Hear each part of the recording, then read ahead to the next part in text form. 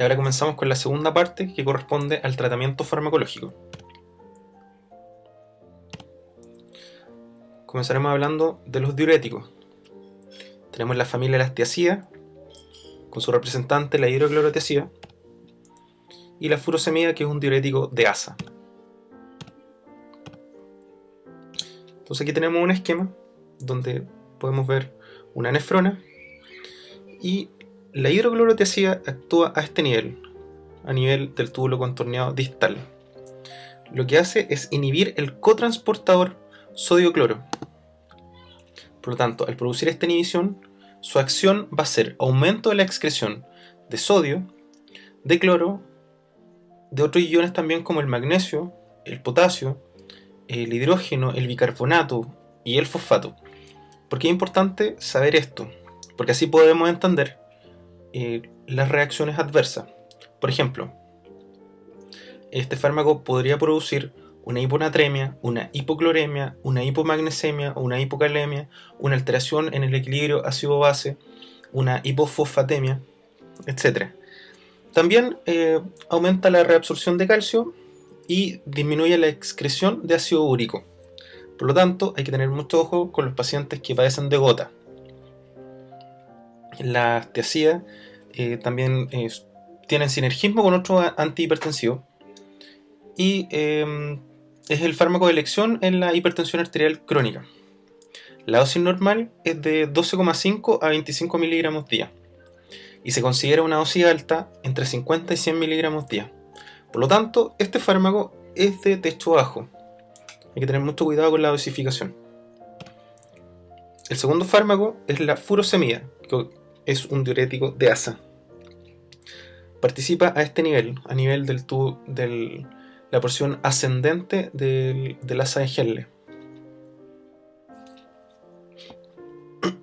Y vemos que inhibe este cotransportador sodio-potasio 2-cloro, donde lo que produce es aumentar la excreción de sodio, de potasio, de cloro, de magnesio, de calcio también, y tiene interacciones, y esto es importante saber, interactúa con otros fármacos. Por ejemplo, con los AINE disminuye su efecto, con los digitálicos produce riesgo de arritmia, con aminoglicosio riesgo de ototoxicidad.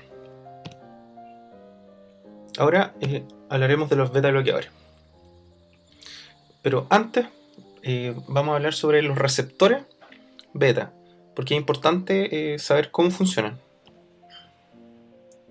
Vamos a hablar sobre los receptores beta 1. Los receptores beta 1 se encuentran principalmente y en mucha mayor cantidad en el corazón. Su efecto va a ser aumentar la frecuencia cardíaca en los receptores que están en el nodo sinusal, y en los que se encuentran en los ventrículos, disminuir el automatismo, la contractilidad y la velocidad de conducción. En los receptores beta 2 se encuentran principalmente en las arterias periféricas, arterias coronarias y arteria carótida. Ahora, la acción de los receptores beta 2 es la vasodilatación. Entonces aquí surge una pregunta importante. ¿Por qué yo quiero bloquear el receptor beta 2 si el efecto es la vasodilatación? Es una buena pregunta y espero ahora poder aclararla. Primero, hay dos teorías importantes. Una, que es la que voy a explicar ahora, se llama la teoría del cronotropismo e ionotropismo negativo. Para explicarla, vamos a visualizar esta ecuación, que es la que da cuenta de la presión arterial. Dice que es igual al gasto cardíaco por la resistencia vascular periférica. Nosotros sabemos calcular el gasto cardíaco, que corresponde a la frecuencia cardíaca por el volumen sistólico eyectivo. Como vimos anteriormente, los receptores que se encuentran en el nodo sinusal aumentan la frecuencia cardíaca. Entonces, con un beta bloqueador yo voy a disminuir la frecuencia cardíaca. Por lo tanto, al disminuir la frecuencia cardíaca, yo disminuyo el gasto cardíaco. Si disminuyo el gasto cardíaco, voy a disminuir la presión arterial. La segunda teoría se llama la teoría del beta bloqueo presináptico. ¿En qué consiste esta teoría? Dice que primero vamos a hablar sobre los receptores alfa para poder entender esta teoría.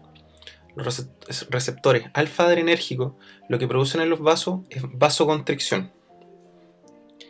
Los receptores beta 2 producen vasodilatación. También hay receptores beta 2 adrenérgicos a nivel presináptico.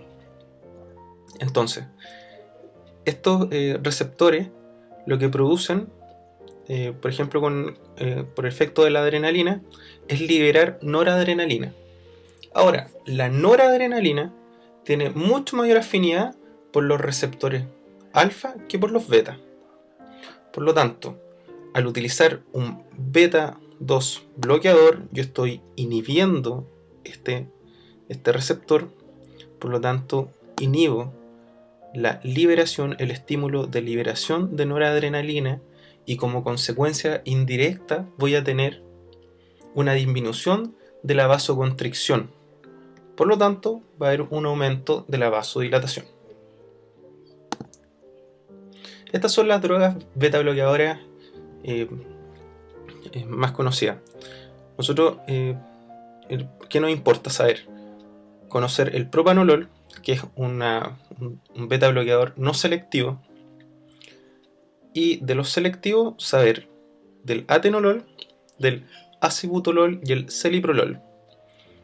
El atenolol no tiene actividad simpático-mimética intrínseca. En cambio, el acebutolol y el celiprolol sí tienen actividad simpático-mimética intrínseca. Bien, ahora les presento los bloqueadores alfa-adrenérgicos. Como ya sabemos, los receptores alfa-adrenérgicos producen vasoconstricción. Por lo tanto, si yo bloqueo este receptor, lo que voy a producir es una vasodilatación. Y como exponente de estos fármacos tenemos a la doxazosina. De los fármacos bloqueadores de canales de calcio, primero vamos a hablar un poco del receptor de los canales de calcio de tipo L, que son heterodímeros, son ampliamente conocidos, y que tienen subunidades alfa, alfa 1, alfa 2, beta, gamma y delta. La subunidad alfa 1 es para nosotros, en este caso, la más importante, porque es la que contiene el sitio de unión para el antagonista de calcio. Estos canales de calcio se encuentran a nivel cardíaco, a nivel muscular, músculo esquelético, músculo liso. Son los que permiten la contracción. Por lo tanto, van a tener efecto en el corazón, van a tener efecto a nivel de los vasos sanguíneos, por la musculatura lisa de los vasos sanguíneos, y no van a tener un efecto a nivel músculo esquelético y a nivel de las células neurosecretoras. El efecto no va a ser tan relevante. Al bloquear este canal de calcio, vamos a permitir que no ocurra una vasoconstricción, porque el calcio, a fin de cuentas, lo que hace es permitir la contracción muscular. Entonces estaríamos inhibiendo este mecanismo. De los antagonistas de los canales de calcio tenemos al verapamilo, diltiazem y el nifedipino. Son los tres fármacos importantes. El verapamilo vamos a ver que corresponde a la familia de la fenilalquilamina. El diltiazem corresponde a la familia de las benzodiazepinas. No confundir con benzodiazepinas. Ojo con eso. Y todos estos fármacos que están acá, terminados en pino o pina, corresponden a la familia de las dihidropiridinas. También se menciona otra familia de fármacos que son las piperacinas, donde vamos a encontrar la flunaricina y la cinaricina. De los fármacos que inhiben la enzima convertidora de angiotensina, vamos a encontrar al enalapril y el captopril.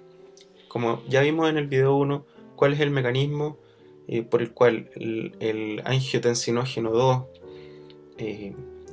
produce hipertensión o aumento de la presión arterial.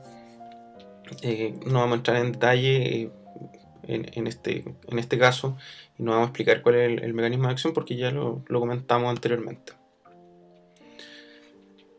La angiotensina 2 habíamos dicho, bien brevemente, que producía aumento de la presión arterial porque producía secreción de aldosterona a nivel de la glándula suprarrenal y un potente vasoconstrictor. Ahora, este otro fármaco, el ARA2, lo que hace es inhibir o impedir que la angiotensina 2 se una a los receptores tipo 1 de angiotensina. Entonces lo que hace no es impedir que se produzca angiotensina 2, sino lo que hace es que se impida o que se interfiera la unión de angiotensina 2. Esto es importante, ¿por qué? Porque en el caso de los IECA, los fármacos IECA, al inhibir la enzima, al inhibir la producción de angiotensina 2, lo que produce el cuerpo es una mayor cantidad de renina plasmática. En el caso de los ARA2, nosotros sí producimos angiotensina 2, por lo tanto no estamos aumentando el nivel de renina, pero sí, secundariamente lo que vamos a producir, al igual que los IECA, es una disminución de la presión arterial. Y aquí están los fármacos, los ARA2, en la familia de los sartanes, se llaman.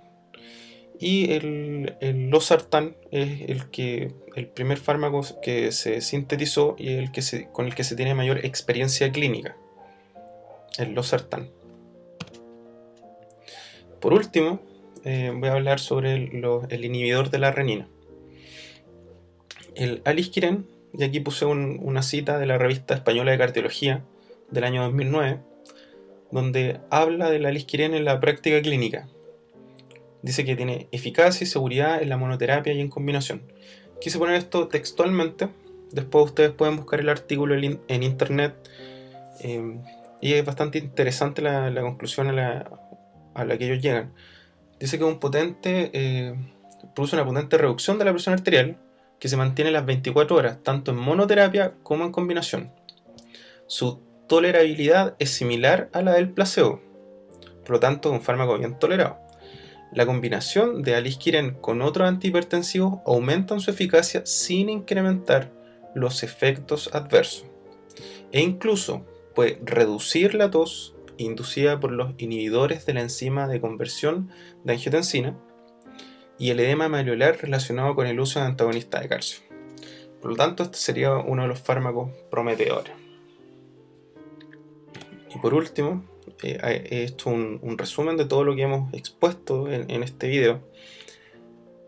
Tenemos que podemos encontrar los diuréticos, donde vamos a poder reconocer la hidroclorotiazida, familia de las tiazidas, la furosemida, diuréticos de asa, los beta bloqueadores, propanolol, atenolol, celiprolol, acebutolol. Acuérdense que el atenolol, acebutolol, celiprolol son cardioselectivos, el propanolol no es cardioselectivo, el celiprolol y el acebutolol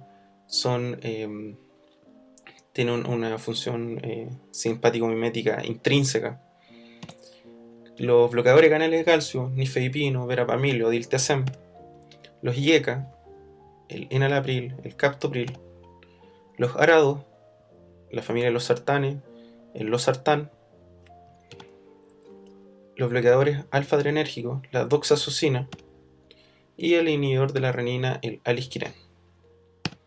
Y aquí les dejo para que ustedes después busquen en sus casas tranquilamente, puedan leer la guía clínica de GES, que habla sobre hipertensión arterial primaria o esencial en personas de 15 años y más.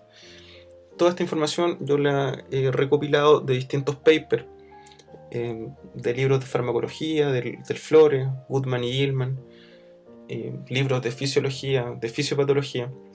Por lo tanto, si ustedes quieren indagar más, buscar más, sería ideal. Esta presentación no es todo lo que ustedes deben saber, es solo un apoyo, una orientación para que quizás desde aquí puedan profundizar mucho más en el estudio de los fármacos antihipertensivos.